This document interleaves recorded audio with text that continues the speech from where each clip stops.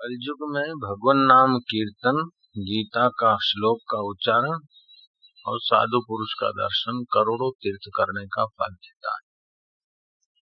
मेरे को आज बताया साधकों ने जो भीलवाड़ा से आए, वो बोल रहे थे कि भीलवाड़ा के लोग इतने गदगद हो गए कि जब सत्संग सुनते हैं और ऐसे संत मिलते हैं तो नया जनरेशन और पुराने लोग सब बोल रहे थे, नहीं तो हम तो भाई ये पान पराग शराब कबाब तू मैं खप रहे थे। जब कोई संत आते तो पता चलता है भक्ति का क्या कीमत है, मनुष्य जन्म का क्या कीमत है, हमारा समय सार्थक होता है।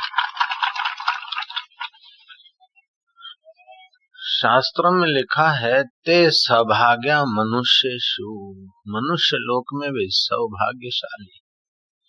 ते सौभाग्या मनुष्येषु कृतार्था नृप निश्चयाः, सुमरंती सुमार्यंती हरे नामयु कली युगे। वे सचमुच में सौभाग्यशाली हैं जो सुमरण करते हैं, करवाते हैं हरि नाम का कलयुग में। कलयुग केवल नाम आधारा, जपत नर उतरे सिंधु पारा। कलयुग में भगवान नाम का बड़ा भारी महिमा है। तो भगवान नाम जपने वाले भी चार प्रकार के लोग होते हैं। एक होते हैं फोर्थ क्लास, राम राम राम राम राम राम राम राम नाम जपना प्रायमाल अपना बड़े भगत होके आएंगे और फिर देखो तो कोई हिसाब किताब। तो दूसरे होते हैं थर्ड क्लास, तीसरे होते हैं सेकंड क्लास और चौथे होते हैं फर्स्ट क्लास। तो तीसरे नंबर के जो सज्जन हैं उनको किसी गुरु से मंत्र मिल गया, ले बेटा 10 मालाएं जपना। उसने 10 मालाएं जपी, 10 मालाएं पूरी की, हाश जय गुरु महाराज, नियम पूरा हुआ, बस वो जो उतारी हो गए नियम पूरा हो। अच्छा है, फोर्थ क्लास से तो अच्छा है कि धर्मादा का खाता तो नहीं, और धर्मादा का अपने घर में ले जाने से 7 पीढ़ियां कंगाल हो जाती। उस समय पता नहीं चलता खाते समय, बाद में तो बढ़िया जाम हो जाता, चक्का जाम। तो जप करने वाले एक होते हैं कि भाई चलो कर लिया दिखावा, फोर्थ क्लास। दूसरे होते हैं कि जब किया हाश बोझा उतरा। तीसरे होते हैं 2 नंबर के, जब किया 10 मालाएं लेकिन चलो 2 और वधारे करा अच्छो लागे, 2 और वधारे करा अच्छो लागे, चलता फिरता भगवान का जप किया अच्छा लागे। और चौथे होते हैं सिद्ध जापक, जिन्होंने जप करते करते जप के अर्थ में सिद्धि पा लिया, उसको बोलते महापुरुष। ऐसा जो पहले नंबर के जापक है, ऐसा एक पुरुष अगर मिल जाए और दूसरे लाख आदमी हो और वो एक पुरुष के साथ बैठ के कीर्तन करे तो नास्तिक हो, नास्तिक का बाप हो, उनका भी कल्याण हो जाएगा। ऐसा जापक, इसको बोलते उत्तम जापक, मध्यम जापक, कनिष्ठ जापक और कनिष्ठतर जापक। पहले नंबर का, दूसरे नंबर का, तीसरे नंबर का और चौथे नंबर का। तो कलयुग में बड़ा ये फायदा है कि कोई उत्तम जापक महापुरुष मिल जाए और उसके साथ बैठ के कलयुग केवल हरि गुण गाहत नर उतरे भवथा। कलयुग में हरि के गुणगान सुनने और गाने से भव सागर से आदमी पार हो जाता है। भगवान के मंदिर में जाना अच्छा है, जाना चाहिए, लेकिन हृदय के मंदिर में ले जाने वाला सदगुरु जब तक नहीं मिला तब तक मंदिर में चक्कर काटते काटते जिंदगी पूरी हो जाती। कबीर जी ने कहा, तीर्थ नाए एक फल, संत मिले फल 4, सतगुरु मिले अनंत फल, कहत कबीर विचार। तीर्थ में नहाने से एक फल होता है धर्म का, अगर संत मिल जाते तो धर्म, अर्थ, काम और मोक्ष ये 4 फल मिलते। अगर वो संत कोई सत्य को, उत्तम जापक पद को पाए हुए, साक्षात्कार किए हुए और उनको हम लोगों ने गुरुदेव के रूप में मान लिया, उनके साथ हमने संबंध जोड़ लिया, तीर्थ नाय एक फल, संत मिले फल चार, सदगुरु मिले अनंत फल। अनंत फल माना जिस फल का अंत न हो, न अंत इति अनंत। सतगुरु मिले अनंत फल, कहत कबीर विचार। यह तन विष की बेलरी, गुरु अमृत की खान, सिर दीजे सतगुरु मिले तो भी सस्ता जान। काशी में रामानंद नाम के उत्तम जापक थे, सदगुरु थे। सत्य में उनकी विश्रांति थी। सत्य एक आत्मा है। उनसे दीक्षा लेकर उनका एक साधु चेला भजन करता था। तो वो रामानंद का चेला जो था, उसका नाम राजू तो नहीं था, अघोरानंद नाम था जो था। वो भजन करते करते उसने खेचरी मुद्रा किया, और खेचरी मुद्रा लग गई वो अलग बात है, करना अलग बात है। किया खेचरी मुद्रा कर गया, उसका प्राण रुक गया। न प्राण अंदर जाए न बाहर आवे, आंखें फटी रह गई।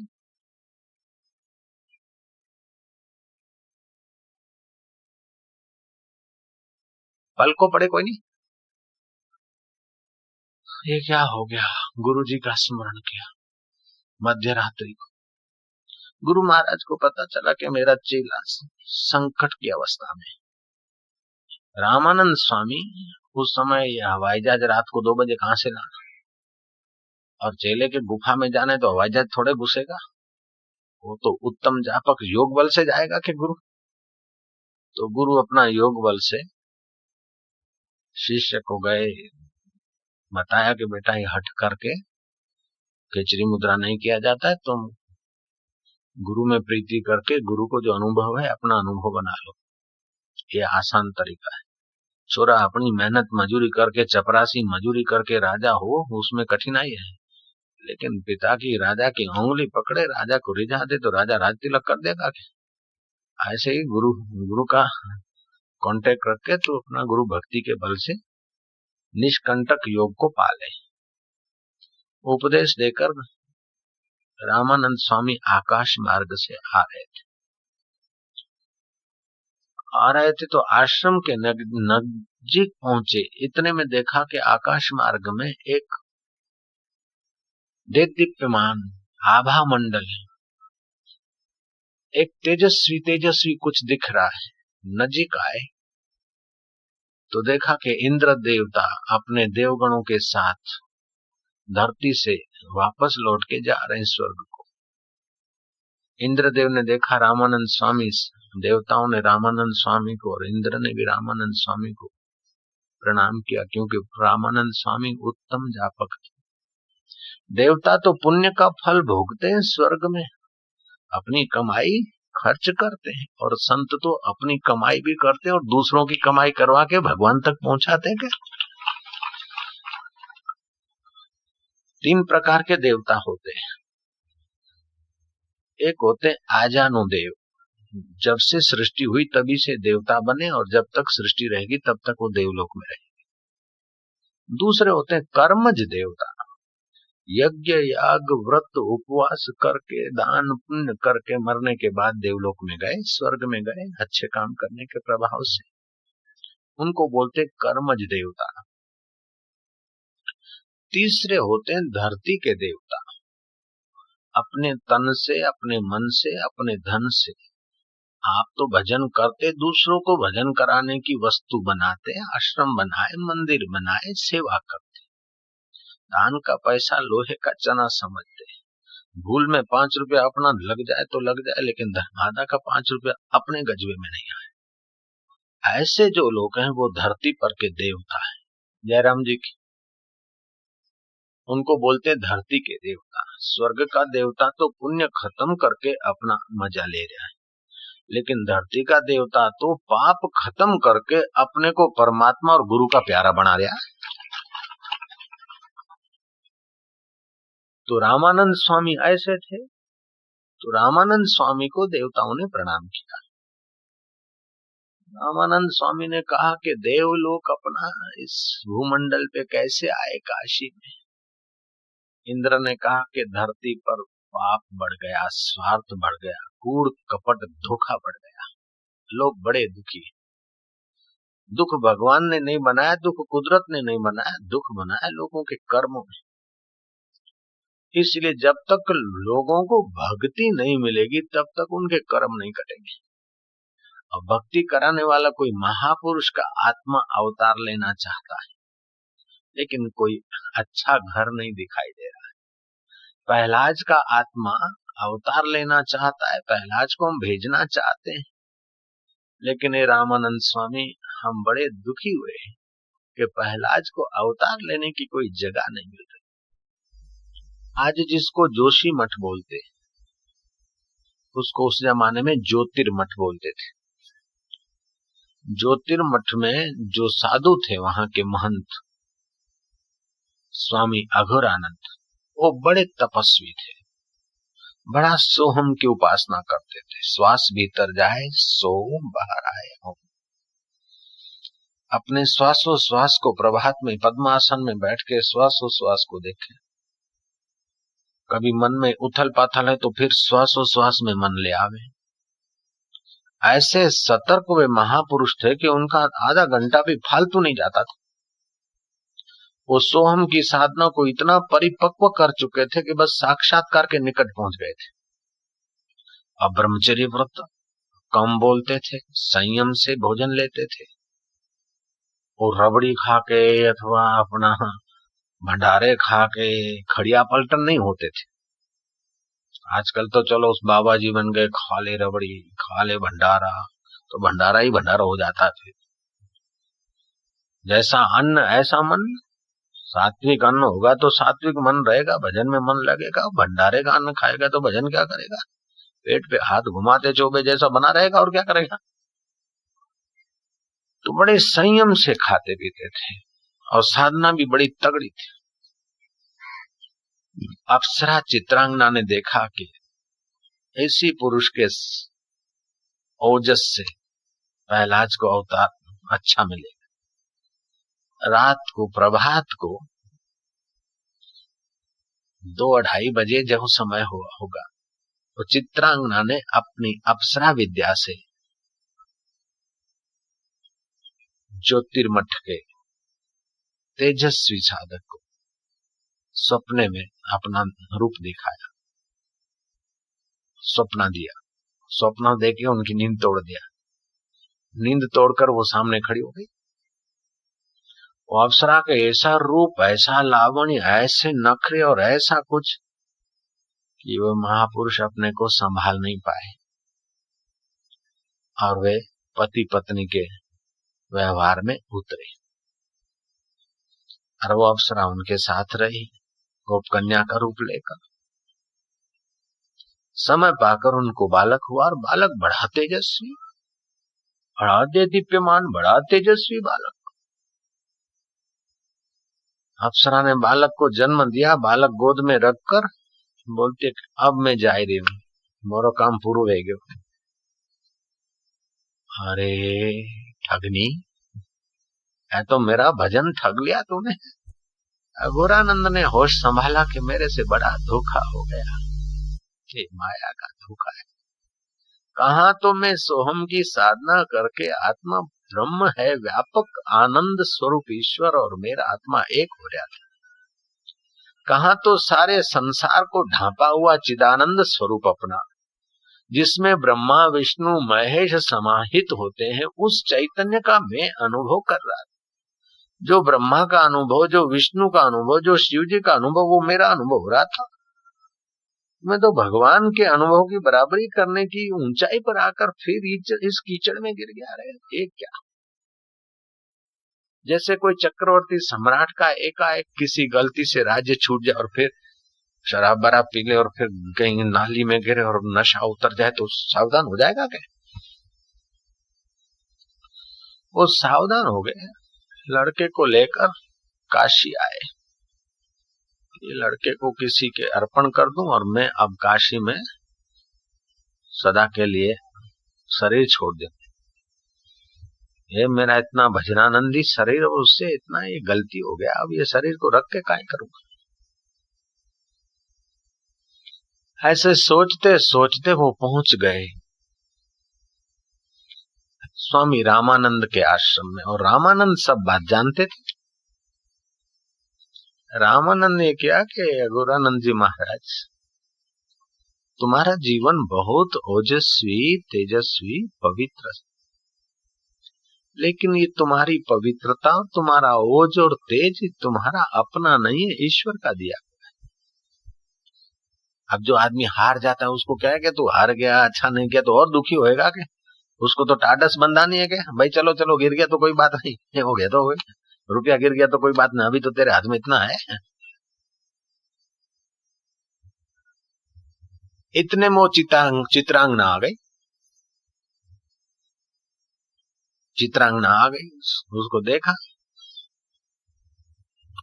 बस रामानंद स्वामी ने क्या करा, जोर से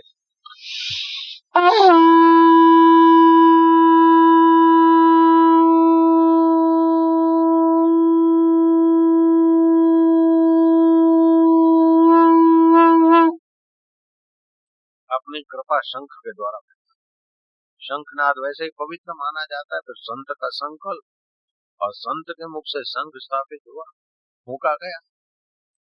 1 सेकंड में 700 घन फीट स्पीड से शंख फूंका जाए तो 2200 घन फीट रेंज के हार्मफुल बैक्टीरिया नष्ट हो जाते हैं, ये विज्ञान बोलता है। लेकिन हार्मफुल बैक्टीरिया नष्ट होते, दूसरे आसुरी तत्व कितने विदा हो जाते, अभी विज्ञान को समझ में नहीं आया, वेदांत जानता है, योगी लोग जानते हैं।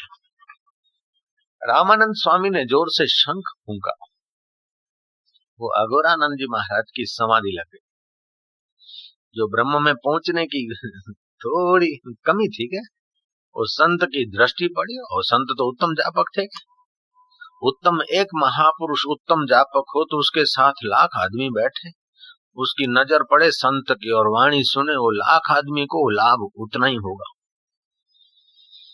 अच्छे से को तो लाभ होगा, लेकिन जो नास्तिक है उसको भी दृष्टि का और भगवान के नाम का, संत के मुख से निकले हुए भगवान के नाम का लाभ होगा, तो शंख की ध्वनि का भी तो लाभ हुआ क्या?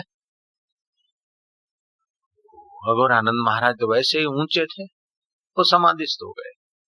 समाधिस्थ हो गए और उनको आत्मा परमात्मा का साक्षात्कार हो गया। जैसे घड़ा फूटे तो महाकाश में मिल जाए, ऐसे जीवात्मा ब्रह्मात्मा में व्यापक चैतन्य में मिल गई और शरीर छोड़ दिया। शरीर छोड़ दिया तो रामानंद स्वामी ने अपने शिष्यों को कहा कि इनकी 10 नामी उचित अंत्येष्टि करो, खूब विधि विधान से, जैसे साधु की आखिरी विधि होती है ऐसे कर।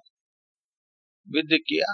अब वो चित्रांगना बोलती है कि ये छोरा के काई करूं मैं, कि तारो जायो तू संभाल, हमारे देन काटे भागी रहती तू, तारो जायो तू संभाल के। देवांगना उस तेजस्वी बालक को लेकर काशी के एक शांत सन्नाटे सरोवर में, जहाँ कमल के पत्ते बिछे थे और कमल के फूल कहीं खिले थे, वो अपने अप्सराई विद्या के बल से बालक को कमल के पत्ते पर रख दिया। बड़े बड़े जो पत्तल जैसे पत्ते होते हैं क्या,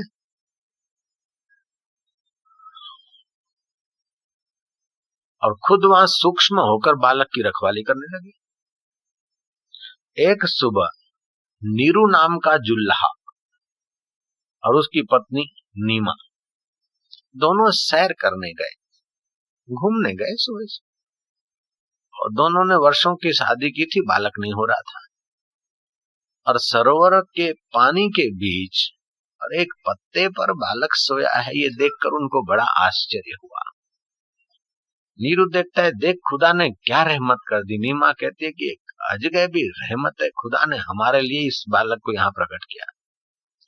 किसी इंसान का जाया हुआ नहीं, अगर इंसान का जाया होता तो यहाँ पत्ते पर तो नहीं होता। अगर किसी विधवा बाई ने बालक को जन्म देकर अपने को उसको छोड़ा होता तो सड़क पे छोड़ के भागती, बीज पत्तों पे नहीं रख सकती थी। दोनों पति पत्नी सहमत हुए और उस बालक को ले आएंगे, अपने गोद का बेटा मान के उसका पालन पोषण करेंगे। जो इन नीरू जुल्हा ने बालक को उठाया तो बालक का तेज, बालक का प्रभाव तिरोधाहित हो गया, सामान्य बालक जैसा दिखने लगा। वो जो तेजस्विता थी तो उसके छूने से, नीरू के छूने से बाधित हो गई। फिर भी बालक तो था, तो वैसे दिव्य आत्मा तो था ही, ले आए घर। नीरू भागा मुल्ला जी के पास कि ऐसा ऐसा हमको बालक का जन्म घर में तो नहीं हुआ, लेकिन तालाब के उस पत्तों पर पड़ा बालक हम ले आए। मुल्ला जरा समझदार था, बोले जरूर किसी परी का जाया होगा, किसी औरत का जाया होता तो तालाब पे नहीं होता, जरूर किसी परी का जाया होगा, तुम जल्दी ला, मैं उसका दीदार करूं। उस बालक के दीदार करते ही मुल्ला के दिल में चार चांद चमके, बड़ा उसको आनंद आने लगा, क्योंकि प्रहलाद का आत्मा अगले जन्म का उत्तम जापक था। जयराम जी बोलना पड़ेगा क्या?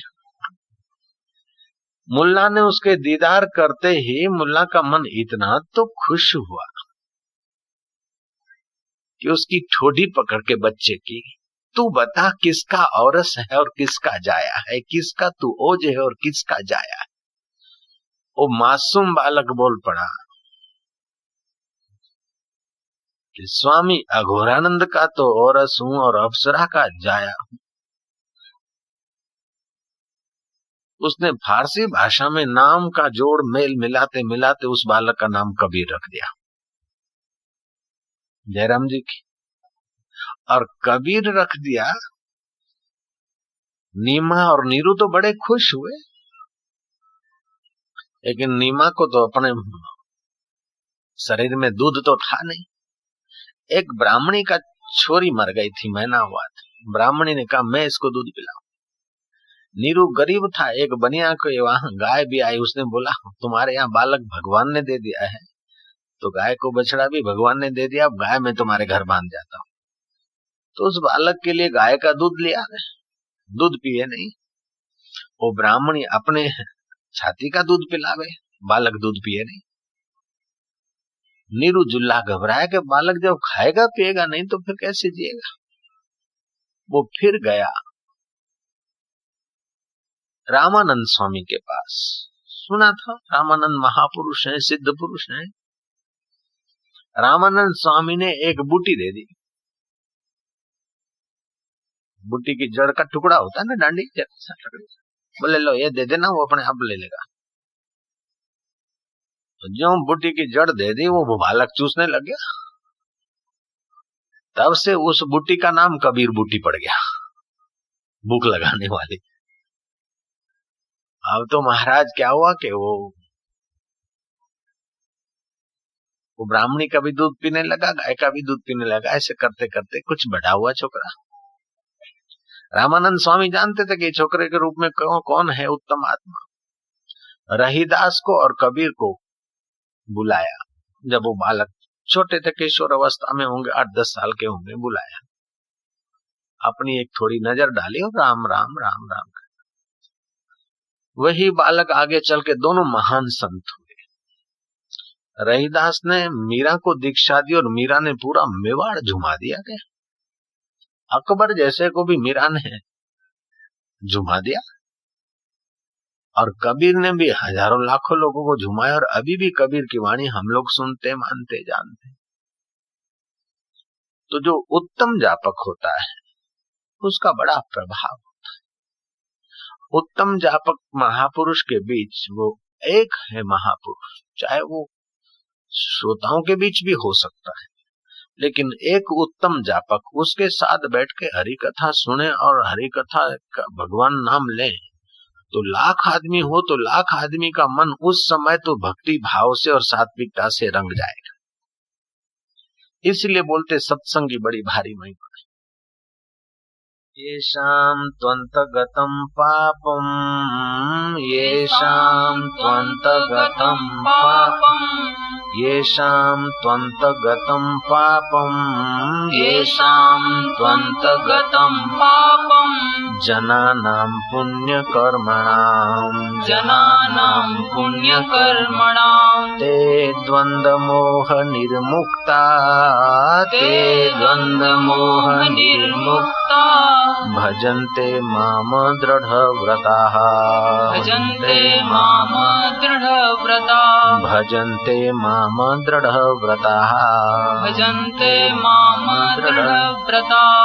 जिन पुण्य कर्मों के पाप नष्ट हो गए हैं, पापी की पहचान है कि उसको सत्संग में आने की इच्छा नहीं, पापी की पहचान है कि सत्कर्म करने की रुचि नहीं होगी, शुभ कर्म में उसको आलस्य आएगा, अशुभ कर्म खूब करेगा उत्साह से।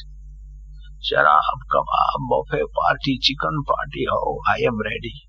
और हरि कीर्तन की पार्टी में तो भाग्यशाली लोग आ सकते हैं, पापी आदमी नहीं आ सकता।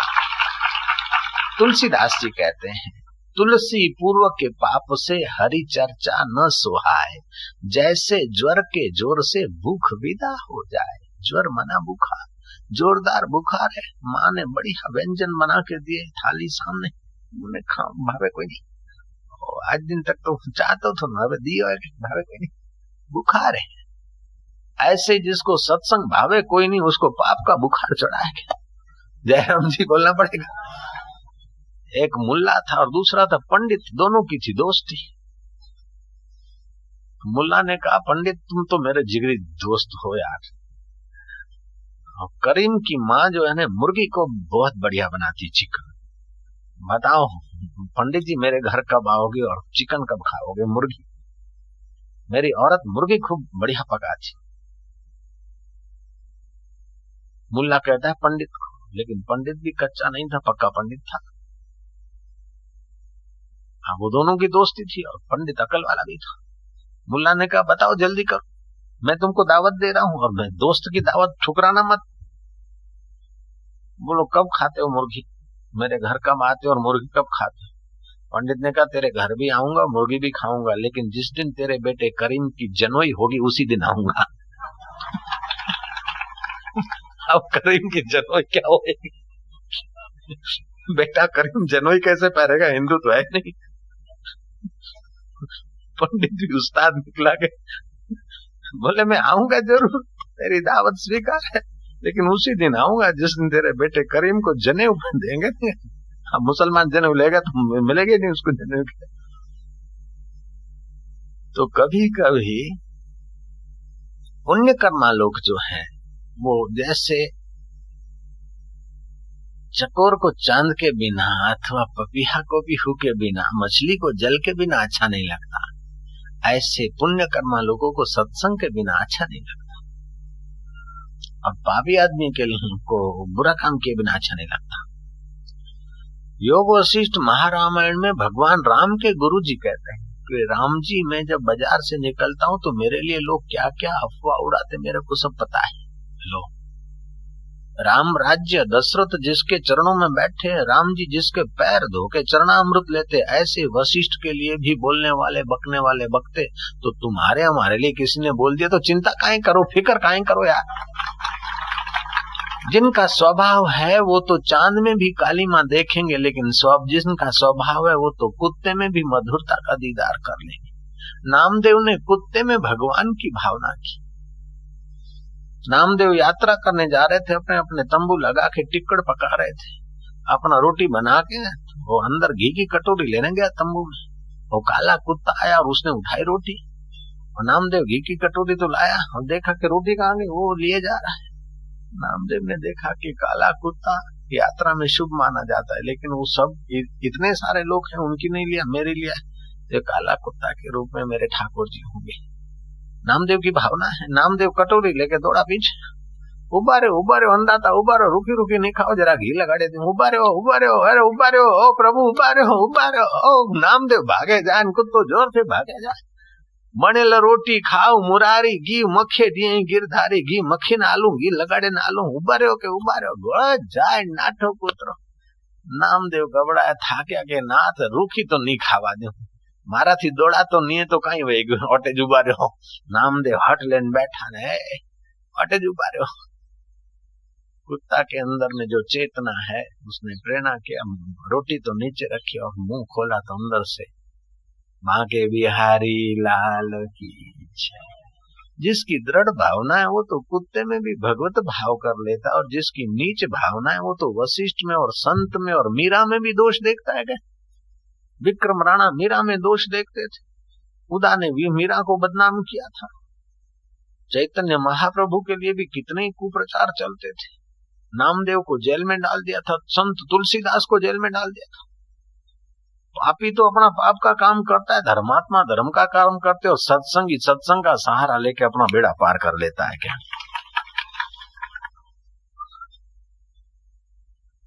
एक दिन नामदेव जा रहे थे, अंधेरी रात थी, और एकाएक बड़ा लंबा चौड़ा भूत दिखाई दिया। नामदेव के मन में तो सब भगवान है तो भूत काहे देखे। नामदेव के भले पधारो लंबकनाथ, भले पधारो लंबकनाथ। धरती पे चरण आकाश लो माथ, योजन भर के लंबे हाथ, भले पधारो लंबकनाथ, भले पधारो लंबकनाथ। दास नामदेव की विनती स्वीकारो, अब को करियो बेड़ो पार, भले पधारो लंबकनाथ, भले पधारो लंबकनाथ। और लंबकनाथ में भी नामदेव की भगवत बुद्धि हुई। भगवान ने देखा कि तो भूतड़े में मेरे को देख रहा है, अब तो मेरे को वहां प्रकट होना पड़ेगा, और वहां प्रकट हो गए तो भूतड़े की भी सदगति हुई और नामदेव को भगवान का दीदार हो गया यार।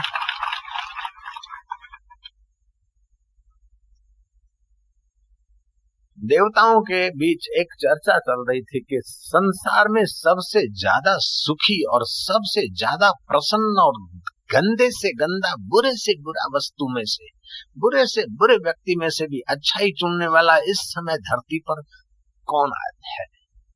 इंद्र ने कहा, सर्व से ऊंची दृष्टि, सदा सुखी रहने वाला, चाहे कैसा विघ्न बाधा मुसीबत आ जाए लेकिन अपनी सच्चाई पर, मधुरता पर रहे,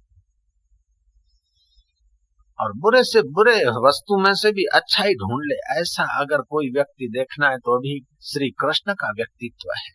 श्री कृष्ण बुरे से बुरा, गंदे से गंदा वस्तु, गंदे से गंदा जीव हो, उसमें से भी अच्छाई ढूंढ लेंगे। ऐसा करके इंद्र ने खूब प्रशंसा की। देवता को शंका हुई कि बुरे में बुरा, गंदे में गंदा वस्तु, व्यक्ति, जीव, जानवर में से भी श्री कृष्ण अच्छाई चुन लेंगे, ये कैसे हो सकता है? बुरे में से अच्छाई कैसे मिलेगी? अरे कोलसे में से हीरे मिलते हैं कोलसे की खान में, तो बुरे में से अच्छाई क्यों नहीं मिले? देवता को शंका हो। देवता ने देखा कि श्री कृष्ण इस समय कुंज गलियों में ग्वाल मित्रों के साथ कहीं से पसार हो रहे हैं। देवता ने अपना सत्य संकल्प करके एक ऐसा रूप बनाया भयानक, एकदम गंदा, एक कुत्ते का रूप लिया देवता ने।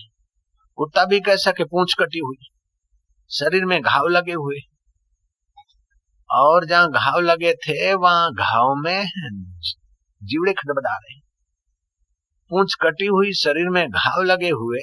ऐसा देवता कुत्ते का रूप लेकर पड़ा है, नाली के पास में गली में। उसके शरीर पर तो मक्खियां बिनबिना रही है, कान भी थोड़ा कटा है, पूंछ कटी है, मुंह फटा है, दांत दिख रहे, न जीता है न मरता, उसको देखकर सूग आ जा रहे। ऐसा गंदा कुत्ता। ग्वाल गोपों ने कहा कि कृष्ण कृष्ण देखो, अपने को तो दूसरा रास्ता नहीं, यहीं से गुजरना पड़ता है, ये कितना पापी है, कितना पाप का फल भुगत रहा है। कृष्ण देखो कितना गंदा, कितनी बदबू।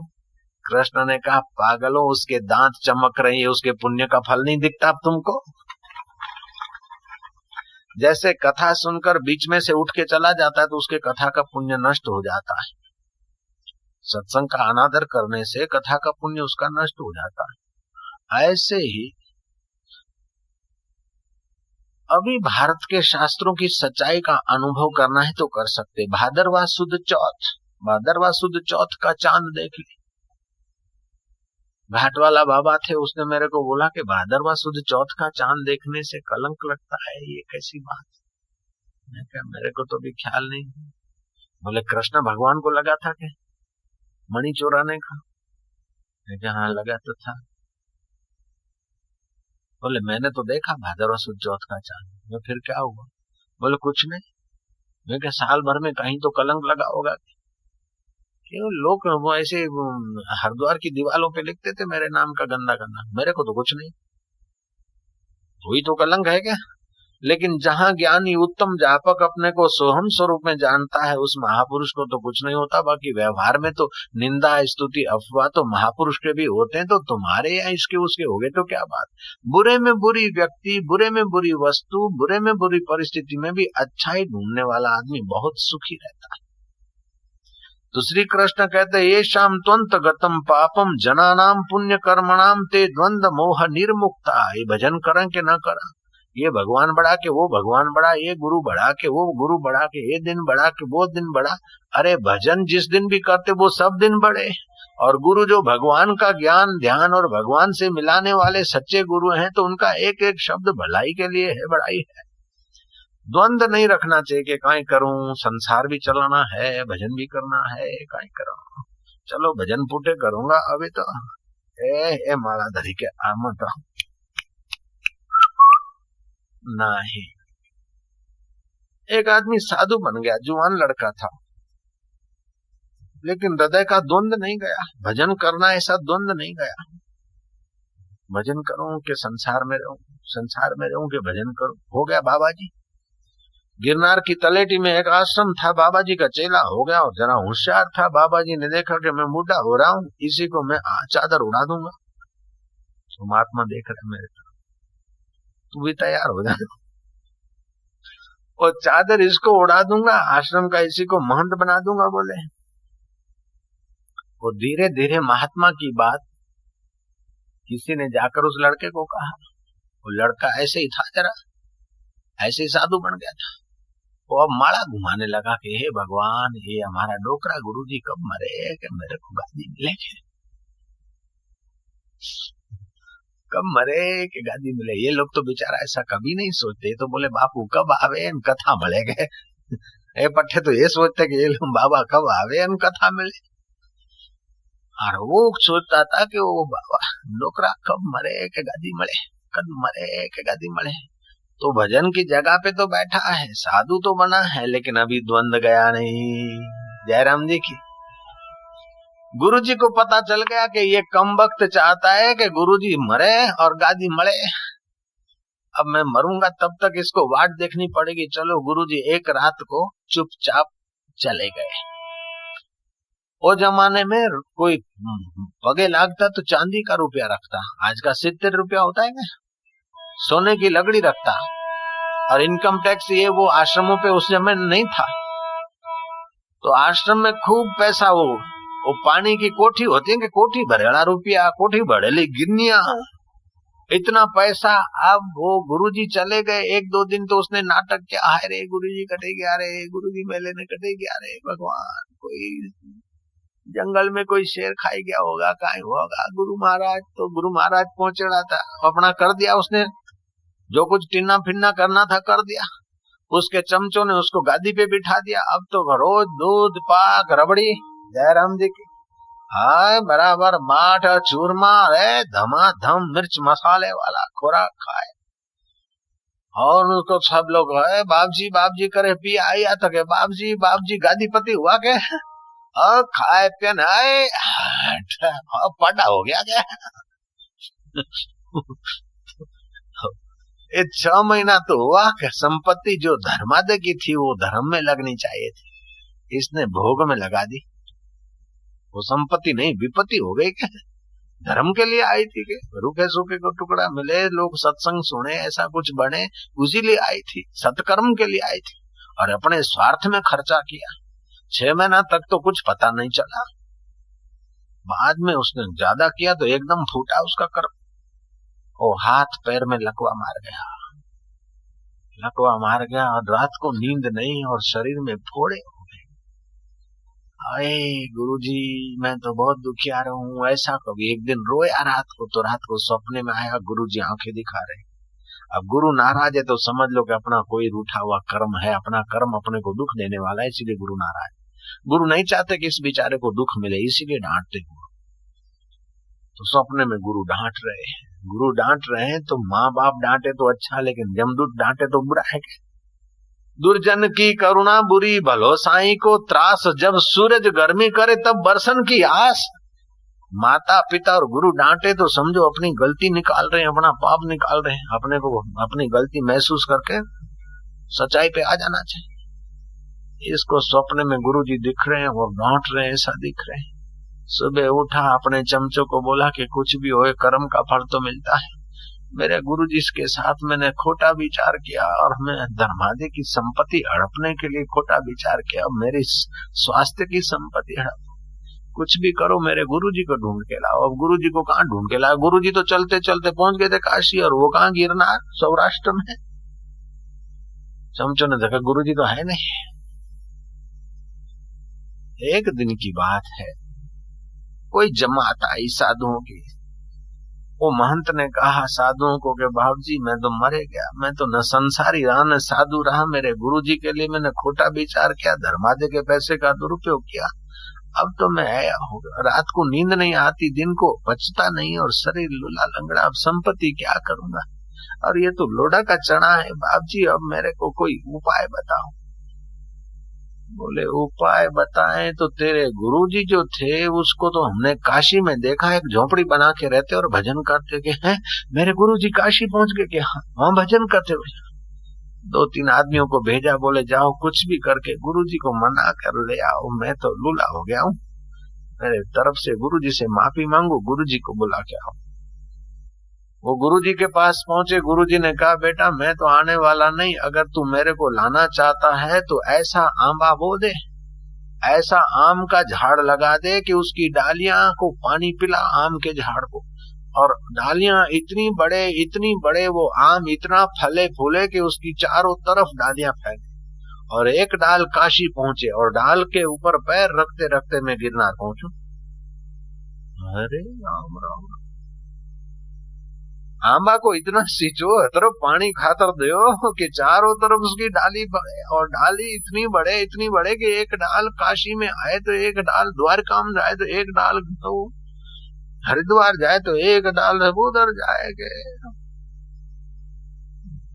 रामेश्वर में जाए। चारों तरफ आम की डाल ऐसा सींचो खातर पानी कि बस चारों तरफ डाल पहुंच जाए, तो एक डाल काशी में जो पहुंचेगी उसके ऊपर पग रख रख के मैं आ जाऊं।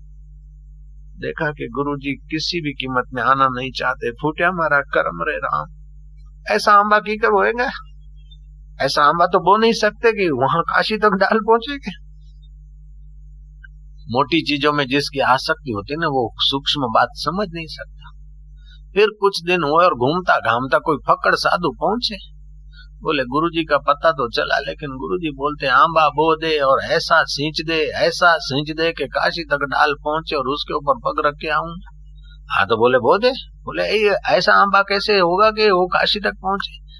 बोले पागल, समझता नहीं, जैसे केले के पात पात में पात, त्यों संतों की बात बात में बात।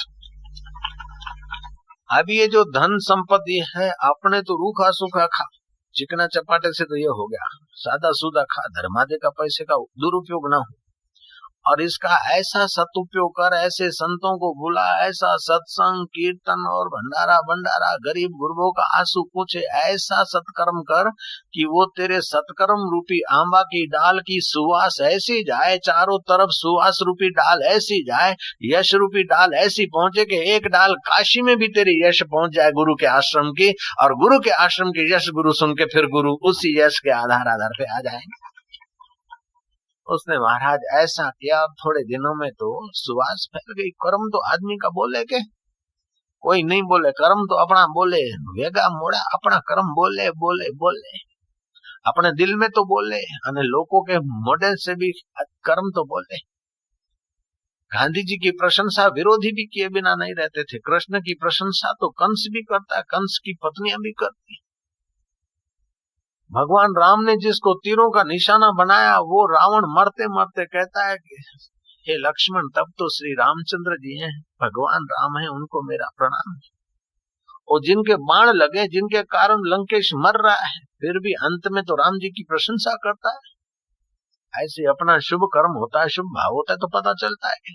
अने बाइयों का वो देरानी जेठानी लड़े ना, फिर वो भांडा पछाड़े, छोरा को कूटे, फिर बोले ये कहाँ करे? मैं तो मुंडाती एक शब्द नहीं बोली, मुंडाती तो नहीं बोली, वासण थी घणो बोले रही है। डोळाથી ઘણું બોલે રહી है, मुंडाથી नहीं बोले तो काई हो गए। तो कर्म तो बोले के आदमी खुश है कि नहीं खुश है, चोखा कर्म करे के गड़बड़ वाला करे, वो तो देखा है, अपना दिल में अनुभव है, लोग भी हमसे गणाए। कीड़ी के पग नेवर वाजे सो भी साहेब सुनत है। अभी ये मैदान बनाने में जिसने तगारा उठाया होगा वो आदमी होवे कि नहीं होवे, ये कर्म करने में जिसने भी सेवा किया होगा वो अभी होवे कि नहीं होवे, लेकिन जो भजन हो रहा है 10% तो उसके बाप का हो गया कि नहीं हो गया। कृष्ण कन्हैया लाल की। तो सत्कर्म करने की जगह बनाना, उसमें भागीदार होना, ये ऐसे दुष्कर्म का फल मिलता तो सत्कर्म का भी फल मिलेगा, उसका यश मिलेगा। धीरे धीरे नींद भी आने लगी और गुरुजी ने सुना कि अब तो आश्रम का ऐसा वातावरण हुआ कि कथा कीर्तन होता है, खूब लोग आते हैं, सत्संग होता है, गुरुजी की संपत्ति का एक एक पाई का बराबर हिसाब रहता है, कोई हड़प नहीं करते चमचे वमचे। गुरुजी को संतोष हुआ जयराम जी की कि वो नरकों से बचेंगे, उनकी 7-7 पीढ़ियां बर्बाद होने से बचेगी, चलो अब अपने जाएं। तो गुरुजी फिर आए और गुरुजी के चरणों में वो दंडवत प्रणाम करके बैठ गया कि गुरुजी, बोले अच्छा है कि भगवान ने अभी फल दे दिया, तू सावधान हो गया, अगर दूसरे जन्म में देता तो तेरे जैसे दूसरे और पक जाते के। ये तो कर्म का, खोटे कर्म का फल तो है भगवान 10 साल के बाद, 10 जन्म के बाद मत दीजियो, 10 साल के बाद मत दीजियो, 10 दिन के बाद मत दीजियो, अबारे दियो। खोटे कर्म का फल तो अबारे दियो, चोखा कर्म का फल भले नहीं दियो, भले बेड़ा होता हो रहे। जयराम जी की तो ये है द्वंद मोह से रहित आदमी भगवान को दृढ़ता से बचता है। सुशीला कहती है सुदामा को कि अपने घर में खाने को नहीं, तुम भगवान का भजन कर रहे हो, रात को खाने को नहीं, दिन को ओढ़ने को नहीं, मैं एक साड़ी पहनती हूँ, वो बाथरूम में स्नान करके आती हूँ, साड़ी बदलने के लिए एक चित्रा नहीं, वही साड़ी मेरे अंग पे है और वही साड़ी पहन के रसोड़े में जाती हूँ, वही साड़ी पहनकर मैं सोती हूँ, वही साड़ी पहनकर पूजा करती हूँ, वही साड़ी पहनकर स्नान करती हूँ, एक साड़ी है वो भी चित्रा हो गई। कुछ तो करो। बोले काई करा, जो होगा प्रारब्ध में देखा जाएगा, अपने को क्या है, अपने तो भजन करने के लिए अवतार हुआ है। कैसी दृढ़ता है, कैसी भक्ति है। तुम द्वारकाधीश को क्यों नहीं बोलते हो कि अच्छा काई बोलूं मैं, तो सब जाने रहा है भगवान। ना ना पतिदेव जाओ, मैं जाओ तो मैं खाली हाथ कैसे जाऊं, कुछ तो ले जाऊं। अब घर में तो खाने को नहीं है और भगवान के पास जाते कि कुछ तो ले जाऊं। कैसे भगत है, द्वंद मोह विनिर्मुक्ता। वो सुशीला पड़ोस में से चावल लाई है, वो पौवा लाई है दाना, एक कपड़े के लीरी में बांध दिए पोटली, और वो डोकरा गया है। शरीर तो अंग तो खुले, खाली धोती काछिया आधी धोती पहनी। चलते चलते चलते द्वारका पहुंचता है और द्वारकाधीश के नौकरों को बोलता कि मेरे को श्री कृष्ण से मिलना। हट ब्राह्मण, हट पिंजर, पग में तो जूता नहीं, माथे तो टोपी नहीं, दिल पे तो कपड़ा नहीं, एक धोती का टुकड़ा बांध के आया। बगल में क्या है, बोले बगल में श्री कृष्ण के लिए प्रसादी लाया। अरे जा चल, बोले तुम जाके बोल तो दो कि वो द्वारकाधीश को बोल दो कि तुम्हारा मित्र सुदामा आया है। अरे तू मित्र है? हाँ कि मैं मित्र हूँ।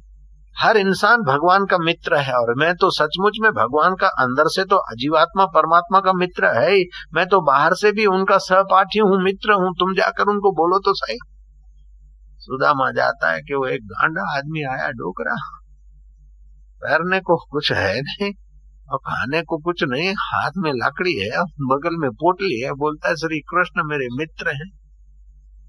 सुदामा मेरा नाम है। कृष्ण धड़ाक से जंप मार, भागते भागते सुदामा को गले लगाए, सुदामा को ले गए, सिंहासन पर बिठाया, सुदामा के पैर धो रहे हैं जगतपति।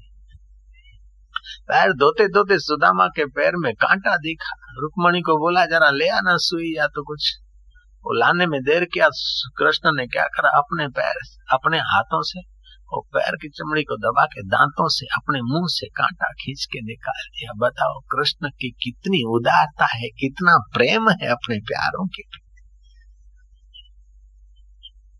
पैर वैर धुलाकर दुशाला बुशाला पहनाया, वस्त्र बातचीत किया। बातचीत करते करते वो बापड़ा वो जो पोटली है वो पोटली छुपावे, जगतपति को कहीं मैं दिया वो पौवा है सूखा, वो कृष्ण देखा कि देने में संकोच कर रहे, अरे भाभी ने मेरे के लिए कुछ भेजा है? बोले भेजा तो दियो, कहीं करोगे। और झपाटा मार के श्री कृष्ण ने वो पोटली लेके और लगे फाकने के, आहा कौवा तो बहुत स्वादिष्ट, बड़ा मीठा है, क्योंकि इसमें प्रेमा भक्ति है।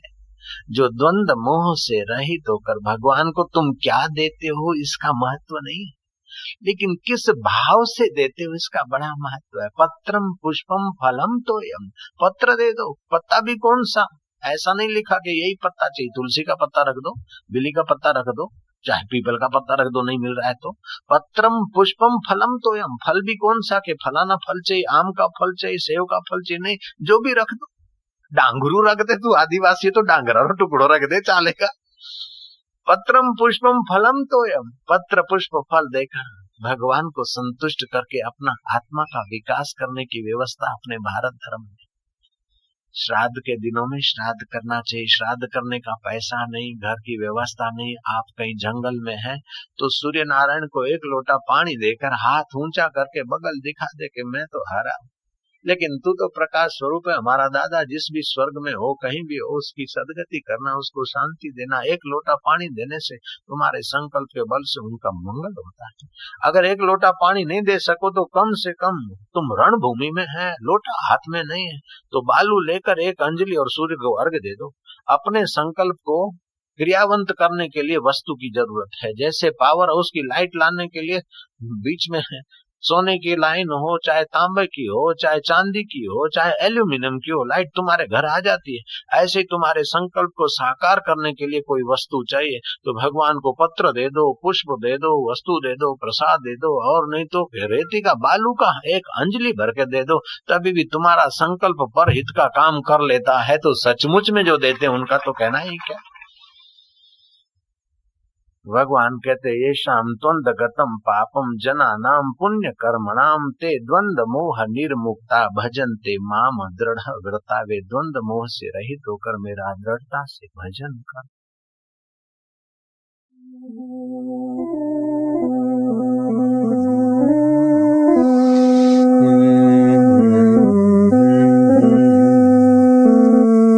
मधुर मधुर नाम पावन पावन नाम,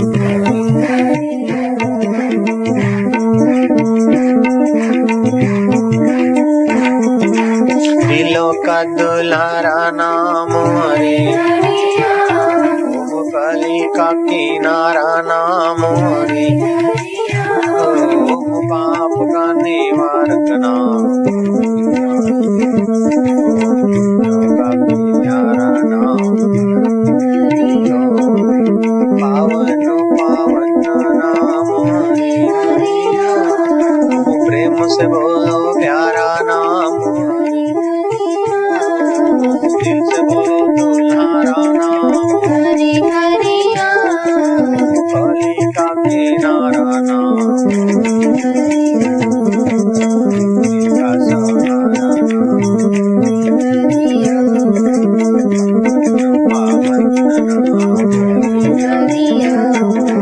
मधुर मधुर नाम, मधुर मधुर नाम, मधुर मधुर नाम, संतों भाया वही नाम, सबने गाया प्यारा नाम, दिलों का दुल्हारा नाम, पावन पावन नाम, साधक का सहारा नाम,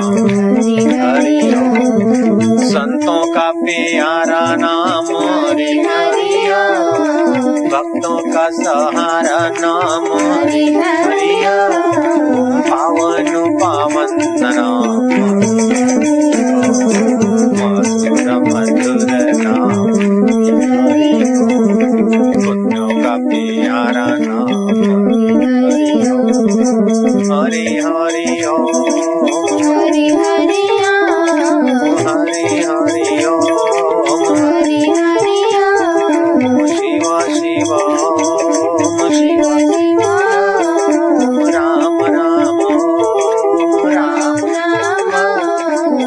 पावन पावन नाम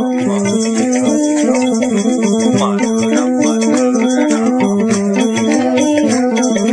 दिलों का दुलारा नाम, बोलो ना गली का किनारा नाम, मीरा बोले प्यारा नाम हरि, नरसी बोले वही नाम हरि हरिया, गौरंग का सहारा नाम हरि हरिया, कली का किनारा नाम हरि हरिया, पाप का निवारक नाम हरि, ओम पुण्य का प्यारा नाम हरि, ओम पावन पावन नाम हरि, ओम मधुर मधुर नाम हरि, मधुर मधुर नाम, ओम पावन पावन नाम हरि।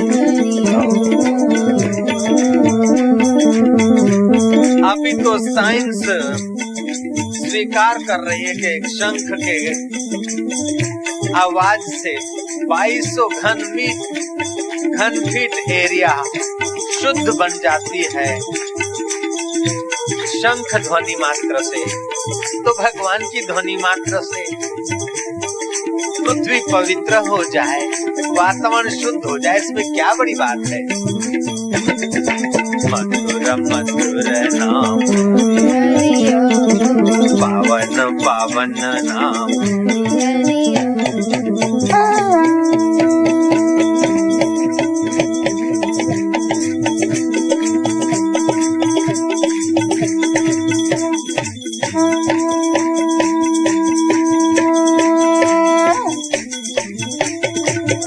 नाम हरि हरिया, पावन पावन नाम हरि हरिया, दिलों का दुल्हारा नाम हरि हरिया, मीरा का प्यारा नाम हरि हरिया, गौरंग बोले वही नाम हरि हरिया, ओम नरसी बोले प्यारा नाम हरि हरिया, ओम भक्तों का सहारा नाम हरि हरिया, ओम पाप का निवारक नाम हरि हरिया, ओम पुण्यों का प्यारा नाम हरि हरिया, ओम कली का किनारा नाम हरि हरिया, ओम पावन पावन नाम हरि हरिया, ओम मधुर मधुर नाम हरि हरिया, ओम मीरा का सहारा नाम पावन पावन नाम, मधुर मधुर नाम। तुम्हारी रग रग पावन हो रही है, तुम्हारा दिल मधुर हो रहा है। मीरा भई प्रेम दीवानी, घिंघरू बांध मीरा मेवाड़ में नाची, गौरांग बंगाल में नाचे, तुकाराम महाराष्ट्र में नाचे, नरसी मेहता सौराष्ट्र में नाचे, तो तुम मध्य प्रदेश के इस सिंहस्थ में शिप्रा तट पर ही दिलबर को दुल्हार कर लो। हरि हरि बोल।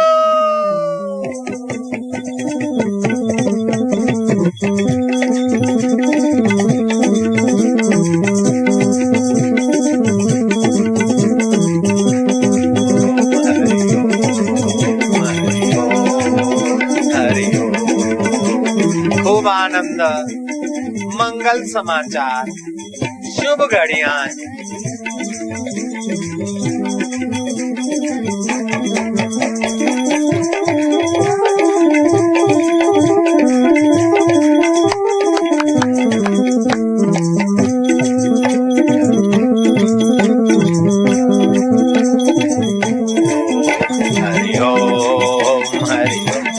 हिम्मत, शक्ति, पवित्रता,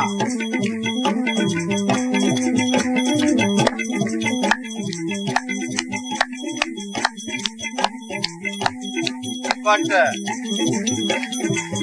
ओम हरि ओम, ओम हरि ओम। आत्मबल, आध्यात्मिक बल, पावर, हरि ओम हरि ओम हरि ओम हरि ओम हरि ओम हरि ओम हरि ओम। तुम्हारी रग रग में, तुम्हारे रक्त के कण कण में प्रभु नाम का संचार हो जाने दो, ताकि विषय विकारों पर विजय पाने की शक्ति तुम्हारी विकसित हो जाए। ओम हरि ओम हरि ओम हरि ओम हरि ओम। धन्य है मेवाड़ की धरती, जहाँ मीरा के साथ उनके भक्त नाचे होंगे, और अकबर भी वहाँ मीरा की महफिल में पहुंचा था। धन्य है बंगाल की धरती, जहाँ गौरांग के साथ उनके भक्त झूमे होंगे। धन्य है महाराष्ट्र की वो धरती, जहाँ तुकाराम के साथ उनके भक्त झूमे होंगे।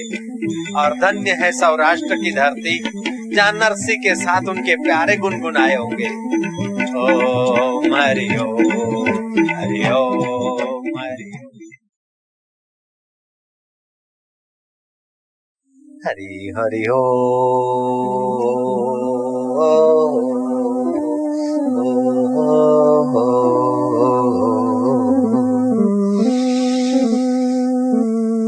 गहरी गहरी शांति।